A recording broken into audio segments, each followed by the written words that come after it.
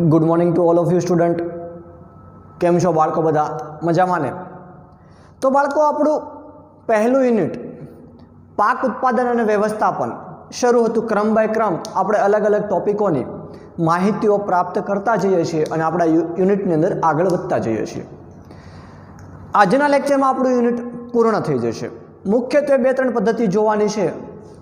प्राणीओ द्वारा खोराक संग्रह अने लणणी हार्वेस्टिंग, जेने अंग्रेजीमां लणणी एटले हार्वेस्टिंग तरीके ओळखवामां आवे छे। तो आ त्रण पद्धतिओ पूर्ण थाय ए साथे ज आपणुं युनिट पण पूर्ण थशे। लेक्चरमां आगळ वधता पहेला ગયા લેક્ચરની અંદર આપણે જે માહિતીઓ પ્રાપ્ત કરી છે તેને ફરીવાર એકવાર તાજી કરી લઈએ અને ત્યારબાદ આપણે આપણા લેક્ચરમાં આગળ વધીએ। ઓકે, તો ગયા લેક્ચરની અંદર આપણે મુખ્યત્વે બે પદ્ધતિની વાત કરી હતી। પહેલી પદ્ધતિ જોઈ હતી ઇરિગેશન। તો ઇરિગેશનમાં જો વાત કરવામાં આવે, ઇરિગેશન કહેવાય કોને એની ડેફિનેશન જોઈ હતી કે ભાઈ સમયાંતરે ખેડૂત છે એ પાકને પાણી આપતો હોય अथवा तो पाक ने पाणी आपवानी क्रिया ने इरिगेशन तरीके ओळखवामां आवे छे। टूंकमां पाक ने पाणी आपवानी क्रिया छे तेने इरिगेशन तरीके ओळखवामां आवे छे। आ पद्धति आपणे जोई हती, मीन्स के आ डेफिनेशन जोई। त्यारबाद ए पण जोयुं के भाई दरेक ऋतुनी अंदर पाणी आपवानी जे दरेक पाक छे अने अलग अलग पद्धति होय। उनाळामां वधारे पाणीनी जरूर पड़े, ज्यारे शियाळानी ऋतुमां ओछा पाणीनी जरूर पड़े। ए माहितीओ आपणे जोई हती। त्यारबाद इरिगेशननी बे पद्धतिओ परंपरागत पद्धति अने आधुनिक पद्धतिनी वात करी हती। कई बे? तो भाई परंपरागतमां आपणे जोयुं हतुं पहली पद्धति मोट, बीजी चेन पंप, रहेट अने ढेकली। आ परंपरागत पद्धति थी, जूनी पद्धतिओ कि જ્યારે ટેકનોલોજીનો એટલો બધો વિકાસ ના થયો, વિકાસ થયો હતો નહોતો ત્યારે આ પદ્ધતિઓની મદદથી પાકને છે એ પાણી આપવામાં આવતું હતું। સોરી, એક વચ્ચે આપણે એક નાનકડો ટોપિક ભૂલી ગયા, સોર્સિસ ઓફ ઇરિગેશન। પાણીના સ્ત્રોત, સરોવર, ડેમ, નદીઓ, બંધ, આ બધા પાણીના સ્ત્રોત છે કે ભાઈ તેમાંથી પાણી જે સ્ટોર થયેલું હોય વરસાદની ઋતુમાં કે કોઈ પણ રીતે એને ખેતર સુધી પહોંચાડો અને ત્યારબાદ આ બધી પદ્ધતિઓ અપનાવી અને પાકને છે પાણી આપવામાં આવતું હતું।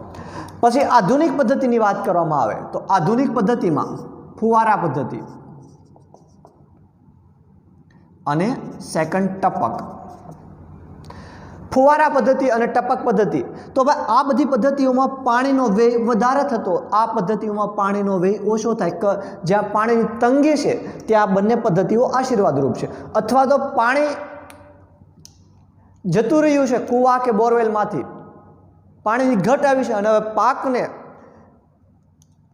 સંપૂર્ણપણે પાક પાકે નહીં ત્યાં સુધી એને જો સલામત રાખવો હોય તો આ બધી પદ્ધતિઓ અપનાવતા। આમાં પાણીનો વ્યય વધારે હતો, આમાં પાણીનો વ્યય એટલો બધો થતો હતો ને, એટલે નહિવત।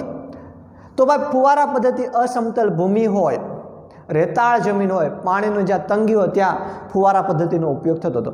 ટપક પદ્ધતિ ઓછા પાણીની તંગી હોય ત્યાં આશીર્વાદ સ્વરૂપ એક ગણવામાં આવતી નથી। આ બધી માહિતીઓ આપણે ગયા લેક્ચરની અંદર પ્રાપ્ત કરી હતી। ત્યારબાદ આપણે સેકન્ડ પદ્ધતિ જોઈ હતી નિંદણ વિશે। નિંદણથી રક્ષણ એટલે ટૂંકમાં નિંદણ પદ્ધતિ। તો નિંદણ કોને કહેવાય? પાક સાથે કુદરતી રીતે ઉગી નીકળતું બિનજરૂરી જે છોડ છે તેને નિંદણ તરીકે ઓળખવામાં આવે છે। આ નિંદણને પાકમાંથી દૂર કરવાની ક્રિયાને નિંદામણ કહે છે। નિંદણને પાકમાં નાશ કરવાની ક્રિયાને નિંદણનાશક, કે જે પદાર્થો નિંદણનો નાશ કરે છે તેવા પદાર્થોને નિંદણનાશક તરીકે ઓળખવામાં આવે છે। એમાં આપણે એક્ઝામ્પલ પણ જોયું હતું કે ભાઈ ડેફિનેશન જોઈ હતી નિંદણ, નિંદામણ, નિંદણનાશક, કે જે પદાર્થો છે રાસાયણિક પદાર્થો પાકમાંથી નિંદણને દૂર કરે તેને નિંદણનાશક તરીકે ઓળખવામાં આવે છે। હવે એમાં ઉદાહરણ જોયું હતું 2,4-D, એ દવાનું નામ છે। અત્યારે ઘણી બધી માર્કેટની અંદર અવેલેબલ છે આ બધી દવાઓ કે જે નિંદણને દૂર કરતી, એ જે માત્ર નિંદણને તે દૂર કરે છે, પાકને બહુ નુકસાન પહોંચાડતી નથી। પરંતુ આ દવાઓનો એ જોયું કે આ દવાનો છંટકાવ કરતી વખતે જે વ્યક્તિ છે એ વ્યક્તિની હેલ્થ ઉપર અસર પડે, એટલે હેલ્થ ઉપર બહુ અસર ના પડે એટલા માટે જ્યારે આ દવાનો છંટકાવ કરતા હોય ત્યારે મોઢા ઉપર અથવા તો નાક ઉપર રૂમાલ બાંધી રાખવો જોઈએ, જેથી કરીને રજ છે એ શ્વાસોશ્વાસ ક્રિયા મારફતે આપણા શરીરની અંદર ના જાય અથવા તો છાંટનારના શરીરની અંદર ના જાય. આ જે નીંદણનાશક જે પદાર્થોનો આપણે ઉપયોગ કરીએ છીએ એ હાનિકારક છે, ભૂમિ પ્રદૂષણ પણ કરે છે અને જળ પ્રદૂષણ પણ કરે છે. ક્લિયર? આટલી વસ્તુ આપણે ગયા લેક્ચરની અંદર જોઈ હતી, જે તમને મેં અહીંયા તાજી કરાવી. હવે આપણે જોવા જઈ રહ્યા છીએ સેકન્ડ પદ્ધતિ, મીન્સ કે હવે પછીની જે પદ્ધતિ આવે છે તે છે લણણી, હાર્વેસ્ટિંગ. એના વિશે માહિતીઓ પ્રાપ્ત કરવા આપણે જઈ રહ્યા છીએ.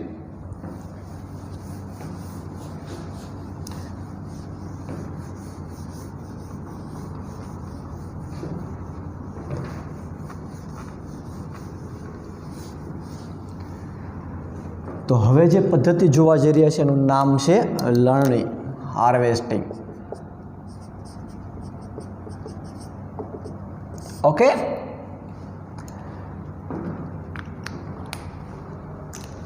આ પદ્ધતિમાં પાકને જ્યારે પાક પાકી અને પરિપક્વ એટલે પૂર્ણ થઈ જાય, પાક પાકી જાય એટલે પાક પાકી જવો એટલે પાક તૈયાર થઈ જવો, ત્યારે લણણી કરવામાં આવતી હોય છે. પાકને જે કાપવાનું જે કાર્ય છે એ અગત્યનું કાર્ય ગણવામાં આવે છે. તો ભાઈ લણણી એટલે શું, હાર્વેસ્ટિંગ એટલે શું, લણણી એટલે શું, એની જો ડેફિનેશન જોવામાં આવે તો એની ડેફિનેશન કંઈક આવી થાય છે.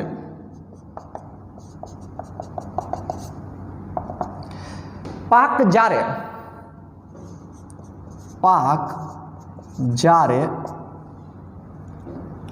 પૂર્ણ પરિપક્વ થઈ જાય ત્યારે તેને કાપવાની ક્રિયાને લણણી કહે છે. લણણી કહે છે કે ભાઈ લણણી કહેવાય કોને?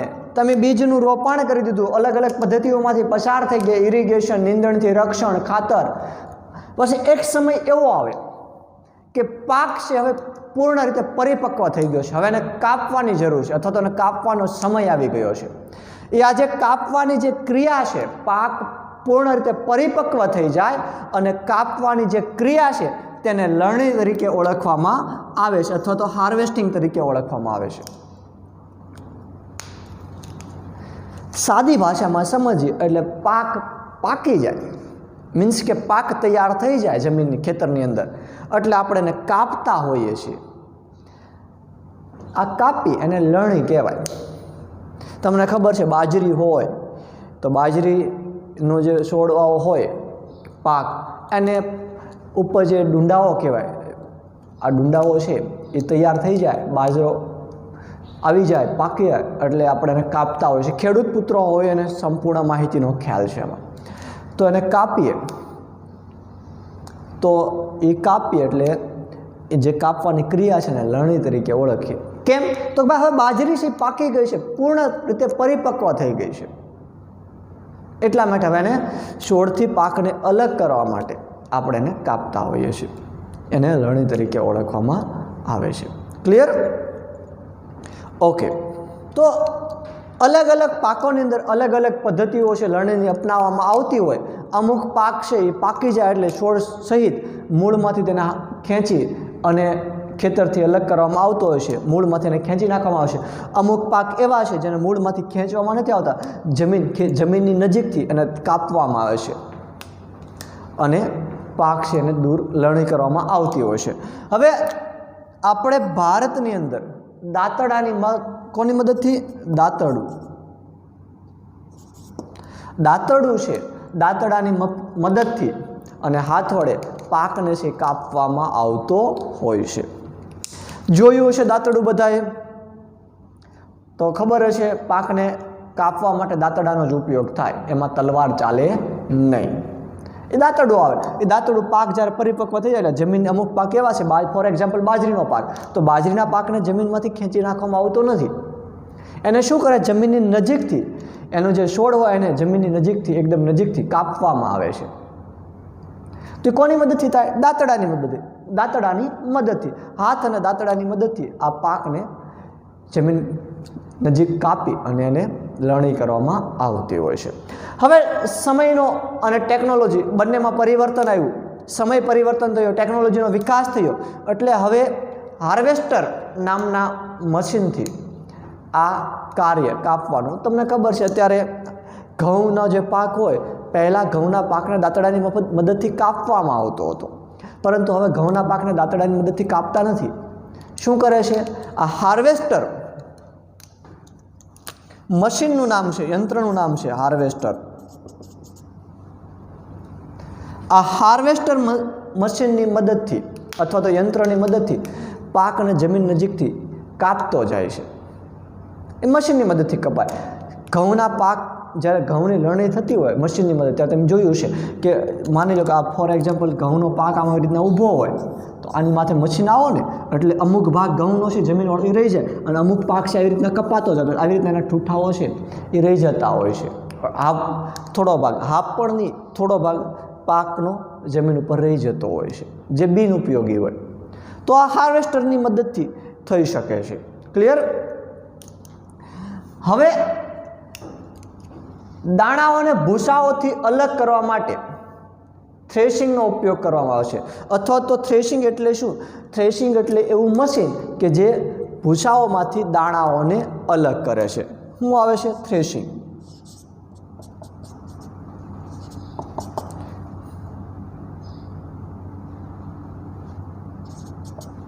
થ્રેશિંગ આ પણ એક મશીન છે જે પાક આપણે કાપ્યો છે એટલે એમાં ભૂસાઓ સાથે ભૂસામાંથી દાણાને અલગ કરવાનું કાર્ય થ્રેશિંગ કરે છે અથવા તો થ્રેશિંગનો ઉપયોગ થાય છે. ક્લિયર? તો આ બંને શું છે? યંત્રો છે. આ કાપવાનું કામ કરે છે. આ જે કપાયેલો પાક છે એના ભૂસાઓમાંથી દાણાઓ છે અલગ કરતા. તમને ખબર છે બાજરીના પાકની અંદર જે ઉપરના ડુંડા હોય છે એને કાપી નાખવામાં આવે છે દાંતડા મારફત. ત્યારબાદ ભૂસામાંથી દાણા અલગ કરવા માટે આપણે ખેતરની અંદર થ્રેશિંગ લાવતા હોઈએ છીએ. ગામડાના જે બાળકો છે અથવા તો ખેતી સાથે સંકળાયેલા જે બાળકો છે અને જેના માતા પિતા ખેતી સાથે સંકળાયેલા છે એ આ થ્રેશિંગને સારી રીતના જાણે છે. તે ભૂસાવાળો જે આખો પાક છે, દાણા અને ભૂસા સંયુક્ત આખો ભાગ છે એને થ્રેશિંગની અંદર નાખવામાં આવે છે એટલે ભૂસાઓ એક સાઈડ નીકળતા જાય છે અને બાજરીના દાણા છે એક સાઈડ નીકળતા જાય છે. આમ ભૂસામાંથી દાણાને અલગ કરવાનું કાર્ય છે થ્રેશિંગ કરે છે. ક્લિયર? પરંતુ હજી વિકાસ થયો ટેકનોલોજીનો, એટલે ટેકનોલોજીનો વિકાસ થયો એટલે આ બંને કાર્ય હવે એક જ મશીનની મદદથી થાય છે. પાકને કાપે છે પણ એક જ મશીન અને ભૂસામાંથી અલગ પણ એક જ મશીન કરશે, જેને કમ્બાઇન્ડ મશીન તરીકે ઓળખવામાં આવે છે. શું કહેવાય છે ને? Combined machine. કમ્બાઇન્ડ મશીન એટલે હાર્વેસ્ટર અને થ્રેશિંગનું મિશ્રણ. કે ભાઈ કમ્બાઇન્ડ મશીન છે પાકને કાપે પણ છે અને ભૂસામાંથી દાણાઓને અલગ પણ કરે છે. એટલે એમાં ફાયદો થાય. આમાં બે મશીનનો ઉપયોગ થાય. હાર્વેસ્ટર છે પાકને કાપે, થ્રેશિંગ છે ભૂસામાંથી શું કરે? દાણાઓને અલગ કરે. જ્યારે કમ્બાઇન્ડ મશીનમાં પાકને કાપે પણ છે અને સાથોસાથ દાણાઓને પણ ભૂસામાંથી અલગ કરે છે. તો હવે આ કમ્બાઇન્ડ મશીન છે આ બંનેનું સંયુક્ત સ્વરૂપ છે, એટલે કે ભાઈ મિશ્રણ છે, અથવા તો બંને એક જ, આ બંને મશીનોને એક કરી દેવામાં આવ્યા છે. કમ્બાઇન એટલે ભેગું કરવું. ક્લિયર? તો આ કમ્બાઇન્ડ મશીનનો ઉપયોગ કરી અને આવી રીતના સીધો જ તે પાકમાંથી સીધા દાણા મેળવવામાં આવે છે. જે નાનો ખેડૂત છે, મોટા મશીનો કે આવા યંત્રોનો ઉપયોગ નથી કરતા, એ નાનો ખેડૂત છે જે નાનું ખેતર ધરાવે છે, એને આ મશીનના ખર્ચાઓ પોસાતા નથી અથવા તો આ મશીનો છે ત્યાં લઈ જવામાં અગવડતા પડતી હોય એટલે એ શું કરે? આ ભૂસાઓમાંથી દાણાઓને અલગ કરવા માટે ઉપણવાની ક્રિયા કરે છે. તમે જે આગળના ધોરણમાં શીખીને આવ્યા છો. ઉપણવામાં તમને ખબર છે એમાં શું હોય? ઉપણવું એટલે કે એને ભાઈ પાક હોય એને ડુંડા હોય એને ધોકાવે, ભૂસાને ધોકાવે અને એમાંથી દાણા અલગ પાડે અને પછી પવન મારફતે ઉપણે, એવી રીતના ભૂસાઓ અને દાણાઓ અલગ થતા હોય છે. ક્લિયર? તો ઉપણવાનું કાર્ય કરી અને આવી રીતના ભૂસામાંથી અનાજના દાણા અલગ કરતા હોય છે. હવે મહત્વની વાત, અનાજનો જો કોઈ પાક હોય, અનાજના પાકને અનાજના પાકને પરિપક્વ થવા માટે 3 થી 4 મહિનાનો સમય લાગે છે. અનાજનો કોઈ પાક હોય, અલગ અલગ પાકનો સમયગાળો પરિપક્વ થવાનો અલગ અલગ હોય છે. અનાજના પાકને પરિપક્વ થવા માટે લગભગ 3 થી 4 મહિના જેટલો સમય લાગે. જરૂરી નથી કે દરેક પાકને એટલો સમય લાગે. અમુક પાકને વધારે લાગે, અમુક પાકને ઓછો લાગે, પરંતુ એવરેજ સમય જો જોઈએ તો 3 થી 4 મહિના જેવો હોય. 3 થી 4 મહિનામાં, એટલે આ 3 થી જે 4 મહિના હશે, આ 3 થી 4 મહિના બીજ જમીન અંદર વાવ્યા ત્યાંથી લઈ અને લણણી સુધીનો સમય છે. ઓકે, તો આટલો સમયની અંદર કોઈ અનાજનો પાક છે પરિપક્વ થઈ જતો હોય છે. પછી અલગ અલગ ફળ હોય, ફળના પાકો હોય, કઠોળના પાકો હોય કે શાકભાજીના, આ બધાને અલગ અલગ સમય રહેલો હોય છે પરિપક્વ થવાનો. ક્લિયર? હવે આમાં એક મહત્વનો ગેરફાયદો એ છે, મહત્વનો તો ના કહેવાય, પરંતુ ગેરફાયદો એ છે કે જ્યારે આ કમ્બાઈન મશીન છે, ઘઉં જેવા પાકને જ્યારે કાપતું હોય ત્યારે હાફ ભાગ કાપે ને હાફ ભાગ છે, અડધો ભાગ એમને જમીન સાથે રહેલો હોય છે. તો આ કમ્બાઈન મશીન કાપી તો નાખ્યું, હવે એ એટલો અનાજનો ભાગ રહ્યો છે, પાકનો ભાગ રહ્યો છે કે હવે દાંતરડાની મદદથી પણ કાપી શકાય એમ નથી, કેમ કે બધું અસ્તવ્યસ્ત થઈ ગયું. તો હવે ખેડૂત શું કરે છે, આ પાકને જે વધારાનો જે ભાગ છે એને શું કરે, સળગાવી દે છે ખેતરની અંદર. એટલે ખેતરની અંદર સળગાવે એટલે પુષ્કળ પ્રમાણમાં જે ધુમાડો ઉત્પન્ન થાય, આ ધુમાડો હવાની અંદર ભળે છે અને વાયુ પ્રદૂષણ ફેલાવે છે. આ એનો ગેરફાયદો છે. વાત સમજાણી ગેરફાયદાની? કે મશીનો દ્વારા કપાઈ ગયેલા પાક, વધારાનો જે ભાગ છે પાકનો, છોડનો વધારાનો ભાગ છે ખેડૂત છે સળગાઈ જતો હોય છે ઊભો જમીનની અંદર. એટલે એનો ધુમાડો થાય, ધુમાડો બધો હવાની અંદર ભળે અને આવી રીતના શું થતું હોય છે, વાયુ પ્રદૂષણ થતું હોય છે. ક્લિયર? આ એનો ગેરફાયદો છે. હવે ખેડૂત માટે આ પાક લણણી એક હર્ષ આનંદનો તહેવાર ગણવામાં આવે છે, હર્ષ ઉલ્લાસ ગણવામાં આવે છે. આ સમયે ખેડૂત છે એ ઘણો આનંદિત હોય છે, કેમ કે 3-4 મહિનાની અથાગ મહેનતના પરિણામ સ્વરૂપે અને આ પાક છે સારો એવો નિપજ તૈયાર થઈ હોય છે. એટલે આ સમયગાળા દરમિયાન ખેડૂત ઘણો ખુશ હોય છે. અને આની સાથે ઘણા તહેવારો પણ જોડવામાં આવ્યા છે લણણી સાથે, કે ભાઈ મેજોરિટી પાકની લણણી એવા સમયે જ કરવામાં કે કંઈક ઉત્સવો સાથે જોડાયેલી હોય છે, અથવા તો કંઈક ઉત્સવો આવતા હોય છે. ફોર એક્ઝામ્પલ નાબ્ય, બિહુ, દિવાળી, આ બૈશાખી, આ બધા તહેવારો આવતા હોય છે. એ સમયગાળામાં તે અમુક પાકોની લણણી કરતા હોય છે કે ભાઈ એમાં ડબલ આનંદમાં વધારો થાય. ક્લિયર? અને આ સમયગાળો એવો છે કે ભાઈ ખેડૂતને થોડો રેસ્ટ પણ મળી રહે અને જે મહેનત કરી છે આખા ઋતુ દરમિયાન એનું પરિણામ ખેડૂત છે એની નજર સામે જોતો હોય છે અને ઘણો બધો આનંદિત દેખાતો હોય છે. તમને ખબર જ છે કે તમે આખું વર્ષ મહેનત કરી હોય અને તમારું જ્યારે પરિણામ આવવાનું હોય અને તમે 90% સાથે પાસ થયા હો તો તમારા ચહેરા ઉપર ખુશી કંઈક અલગ હોય કે ના હોય, કેમ કે તમે આખા વર્ષની અથાગ મહેનતના અંતે એ પરિણામ આપ્યું છે.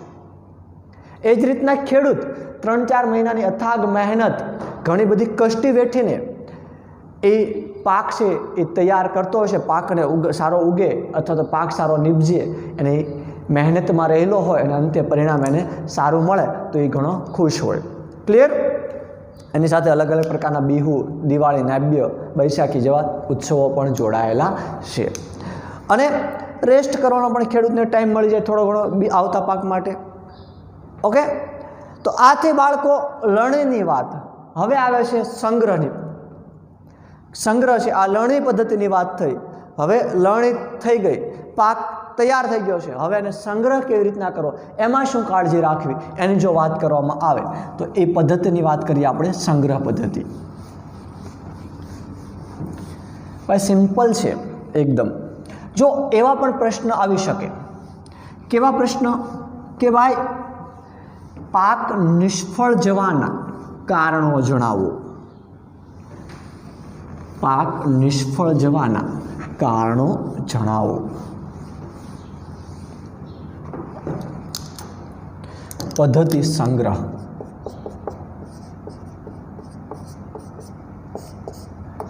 કોનો સંગ્રહ? જે લણણી દરમિયાન જે પાક તૈયાર થયો છે એનો સંગ્રહ કેવી રીતના કરવો એની વાત.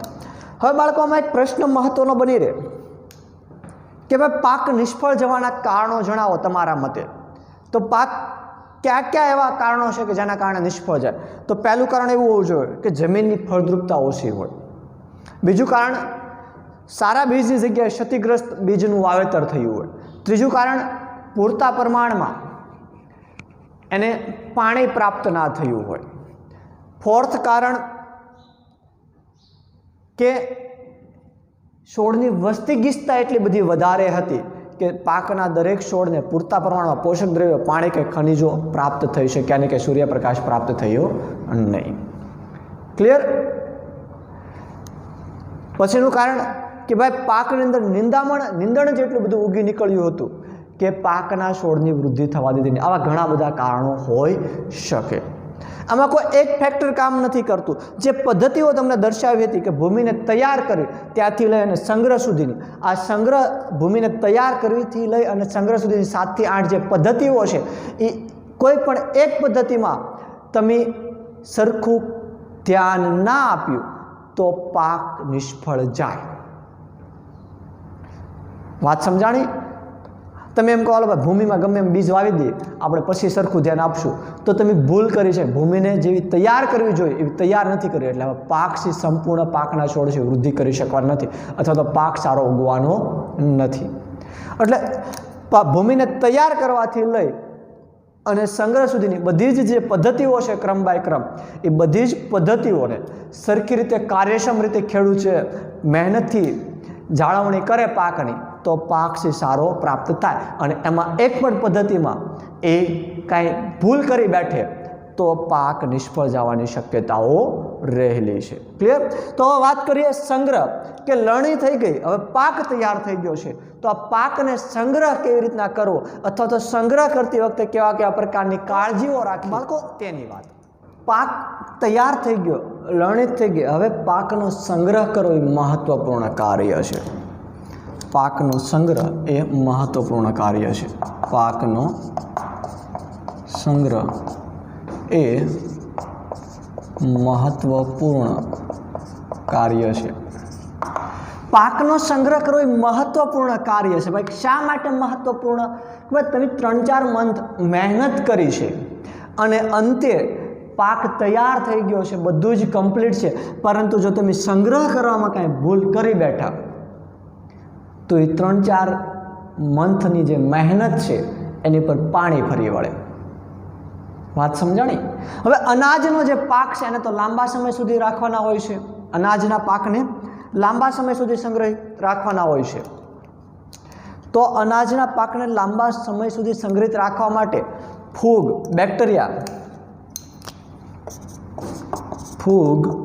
બેક્ટેરિયા, કીટકો, અન્ય સૂક્ષ્મજીવો, અન્ય જીવોથી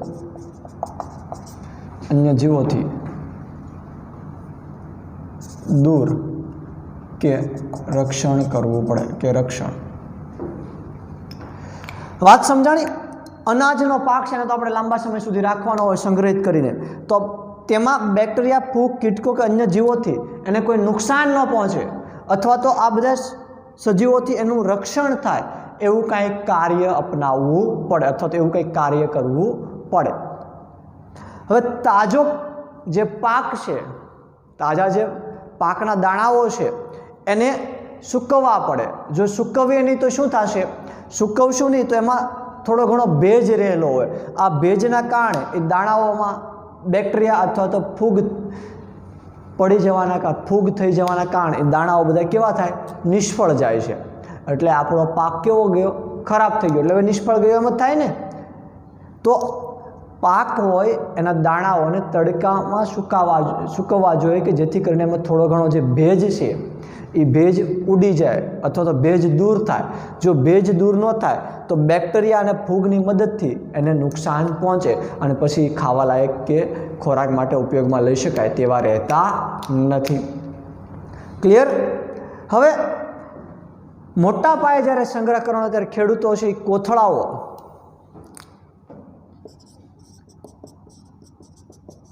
કોથળાઓ જોયા હશે, સાયલાઓ, ટીપ, બરાબર.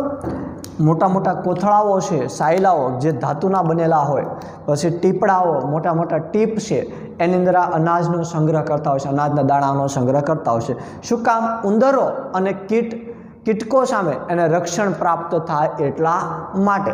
બાકી તમને ખબર છે ઉંદરો થકી પણ ખોરાક છે એનો બગાડ થતો હોય છે, સૂક્ષ્મજીવો દ્વારા પણ ખોરાકનો બગાડ થતો હોય છે. તો આ બધા સૂક્ષ્મજીવો, ઉંદરો, કીટકોથી રક્ષણ પ્રાપ્ત થાય એટલા માટે સારા સારા આવા ટીપ છે, સાયલાઓ છે, કોથળાઓની અંદર આ અનાજના દાણાઓનું રક્ષણ કરવામાં આવતું હોય છે ઉંદરો અને કીટકોની સામે. ક્લિયર? હવે ઘરગથ્થુ આપણે વાત કરીએ તો કે ભાઈ એને લીમડાઓના પાનનો ઉપયોગ કર્યો કે જે આપણા અનાજને સુરક્ષિત રાખે અથવા તો એને સુરક્ષા પૂરું પાડવાનું કાર્ય કરતું હોય છે. મોટી જે ગોદાઉનો છે, મોટા મોટા ગોદામો, એની અંદર આવા સાયલાઓ હોય છે ધાતુના, કે એની અંદર અનાજને પેક કરી દેવામાં આવતો. આવી રીતના અલગ અલગ પદ્ધતિઓથી આ અનાજનો સંગ્રહ કરવામાં આવતો હોય છે અને એ ઘણું જરૂરી છે. લાસ્ટ આવે છે પ્રાણીઓ દ્વારા ખોરાક. લાસ્ટ આપણો ટોપિક આવે છે પ્રાણીઓ દ્વારા ખોરાક. હવે ભાઈ પ્રાણીઓ દ્વારા ખોરાક કેવી રીતના પ્રાપ્ત થાય છે? પ્રશ્ન થતો હશે, સ્વાભાવિક છે, પરંતુ પ્રાણીઓ દ્વારા પણ આપણને ખોરાક પ્રાપ્ત થાય છે. યસ યા નો? કેટલાય પ્રકારના વિચારો આવતા હશે, નહીં? તો મુદ્દો છે પ્રાણીઓ દ્વારા ખોરાક.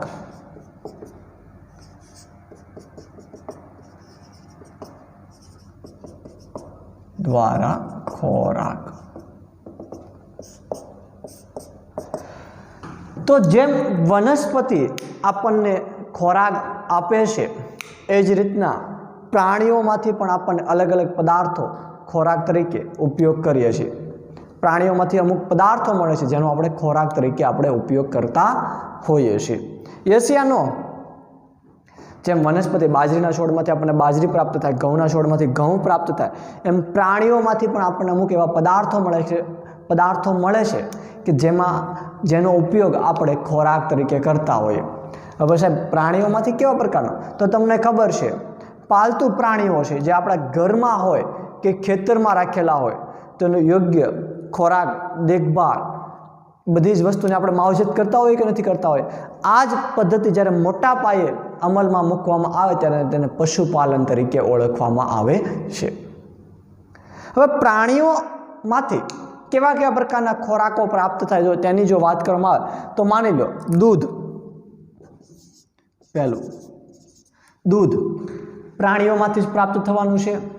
તો દૂધ આપતા પ્રાણીઓ તો તમને ખબર છે બકરી દૂધ આપે, ગાય દૂધ આપે, ભેંસ.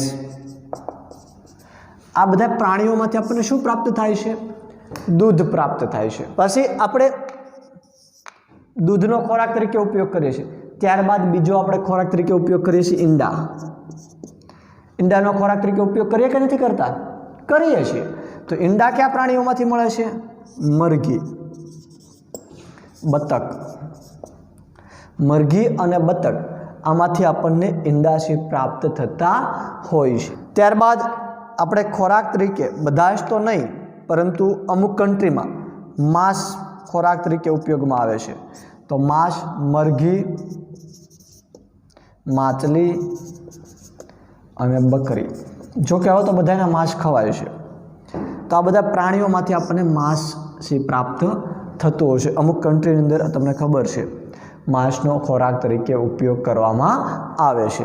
પછી અમુક એવા પણ પ્રાણી છે જેમાંથી એકથી વધારે પદાર્થો પ્રાપ્ત થાય. માની લો ઈંડા છે, મરઘી અને માંસ એ પણ મરઘી. તો આમાં બંને અલગ અલગ પદ્ધતિઓથી અલગ અલગ ખોરાક મેળવતા હોય છે. તો આ બધા ખોરાક છે, આ બધી દૂધ, ઈંડા, માંસ એનો આપણે ખોરાક તરીકે ઉપયોગ કરીએ છીએ. બધું જ કેમાંથી મળે છે?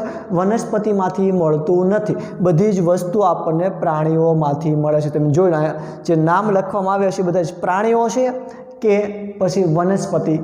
તો આમાં બધા જ પ્રાણીઓ છે. તો પ્રાણીઓ દ્વારા પણ આપણને ઘણા બધા એવા પદાર્થો મળે છે જેનો આપણે ખોરાક તરીકે ઉપયોગ કરીએ છીએ. અલગ અલગ વિસ્તારોની અંદર અલગ અલગ પ્રકારના ખોરાકનો ઉપયોગ થતો હોય. ફોર એક્ઝામ્પલ માની લો સમુદ્ર તટીય વિસ્તારના જે લોકો છે એનો પોતાના મુખ્ય ખોરાક તરીકે માછલીનો ઉપયોગ કરતા હોય છે. કોનો ઉપયોગ કરે? માછલીનો. એનો મેક્સિમમ એ ખોરાકમાં માછલીઓ લેતા હોય છે. તો ભાઈ માછલી છે એના કોડ લીવર ઓઇલમાં કોડ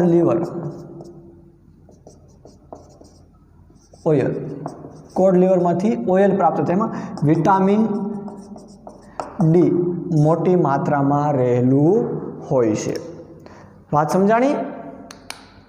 માછલીના કોડ લીવરમાંથી એવું ઓઇલ જે પ્રાપ્ત થાય એમાં વિટામિન ડી છે મોટી માત્રામાં રહેલું હોય છે, જેને માછલીના તેલ તરીકે ઓળખવામાં આવે છે. ક્લિયર? તો આમ અલગ અલગ પદાર્થો છે એ આપણે પ્રાણીઓમાંથી પણ મેળવીએ છીએ, એનો ખોરાક તરીકે આપણે ઉપયોગ કરીએ છીએ. અને પશુપાલન કોને કહેવાય એ મેં તમને સમજાવ્યું. પશુપાલન કે ભાઈ કોઈ પાલતુ પ્રાણી હોય એની દેખરેખ, ખોરાક, માવજત વગેરેનું આપણે દેખભાળ કરતા હોઈએ છીએ, જેને મોટા પાયા પદ્ધતિ અમલમાં આવે અથવા તો મોટા પાયા પદ્ધતિને અપનાવવામાં આવે, જેને પશુપાલન તરીકે ઓળખવામાં આવે છે. ઓકે, તો આ થયું આપણો પ્રાણીઓ દ્વારા પ્રાપ્ત થતા ખોરાકની ટોપિક. હવે બાળકો કેવા કેવા પ્રકારના પ્રશ્નો આવી શકે એની જો વાતચીત કરવામાં આવે તો બાળકો જોડકાઓ કેવી રીતના પૂછાય એની જો વાત કરવામાં આવે તો કોલમ એ અને કોલમ બી આ બે કોલમો આપી હોય એમાંથી કોલમ એ છે એ કોલમ બીમાં કંઈક જોડાણ અથવા તો મેચ થતી હોય છે, અથવા તો એનું કાર્ય હોય અથવા તો સાધન હોય. ક્લિયર? તો આવા કોલમ એ અને કોલમ બી આપી દે, 3 હોય કે 4 હોય, એમાંથી તમારે યોગ્ય જોડકા સામે જોડવાનું થાય. તો વાત કરીએ પહેલું. ભાઈ પહેલું છે ખેડાણ. તો આમાં આપ્યું છે કોલમ બીમાં સાયલા, ફુવારા, હળ અને વાવણીઓ. તો ભાઈ ખેડાણ આમાંથી કોની મદદથી થઈ શકે? તો સાયલાઓની મદદથી ખેડાણ ન થાય? થાય ના થાય. ફુવારાની મદદથી ન થાય, હળની મદદથી ખેડાણ થઈ શકે. તો એનો આન્સર શું આવે? આન્સરની જો વાત કરવામાં આવે તો પહેલા શામાં આવે? સી, કે ખેડાણ છે એ સીની મદદ એટલે કે ભાઈ હળની મદદથી થઈ શકે. એ યોગ્ય પેર થઈ ને. હવે આવે છે વાવણી. તો વાવણીમાં જોવાનું કે ભાઈ વાવણી તો સાયલાઓની મદદથી વાવણી ના થાય, ફુવારાની મદદથી થાય નહીં. હા, વાવણીયાની મદદથી વાવણી થઈ શકે. તો બીજા સામે આવે ડી. તો આ બીજા સામે ડી આન્સર એનો. ક્લિયર? આવી રીતના લીટા તાણવાના નથી, આવી રીતના લખવાનું થાય આન્સર. ત્રીજું ઇરિગેશન. તો ઇરિગેશનમાં શું આવે? ઇરિગેશનમાં તો સિમ્પલ હશે કે ફુવારા પદ્ધતિ. તો ઇરિગેશનમાં 3 સામે આવે બી. તો હવે લાસ્ટમાં જે વધ્યું એ જ આવે સંગ્રહ. તો સંગ્રહ સાયલાઓ સામે. તો 4A. ક્લિયર? આ રીતના એનો આન્સર તૈયાર થાય. આવી રીતના લીટા તાણવાના નથી, રોંગ મેથડ છે. એના આન્સર તમારે આ રીતના જ લખવાના થાય. આ થયો એનો આન્સર. ક્લિયર? આમ લીટા તાણી દેવાના નથી. તો આવી રીતના તમારે યોગ્ય પેર બનાવી અને એનો યોગ્ય આન્સર લખવાના થાય. આ થઈ પહેલા કોલમની વાત. હવે સેકન્ડ બાબત ઉપર જઈએ. તો આવી રીતના સેકન્ડ જોડકું હોય એમાં જમીનને પોષી કરવાનું કાર્ય કોણ કરે છે? તો હાર્વેસ્ટર અને થ્રેશર એ જમીનને પોષી કરવાનું કાર્ય કરે નહીં. ઇરિગેશન નહીં, કૃત્રિમ ખાતર નહીં, ખરપિયાના મુદ્દામાં આપણે જોયું હતું કે જમીનને પોષી કરવાનું કાર્ય કરે. તો આન્સર આવે પહેલા સામે આવે ડી. પછી યુરિયા. ભાઈ યુરિયા શું છે? તો ભાઈ યુરિયા તો કૃત્રિમ ખાતર છે. તો બીજા સામે આવે સી. કૃત્રિમ ખાતર જ છે ને? ઓકે, તો બીજા સામે આવે સી. પછી રહેટ.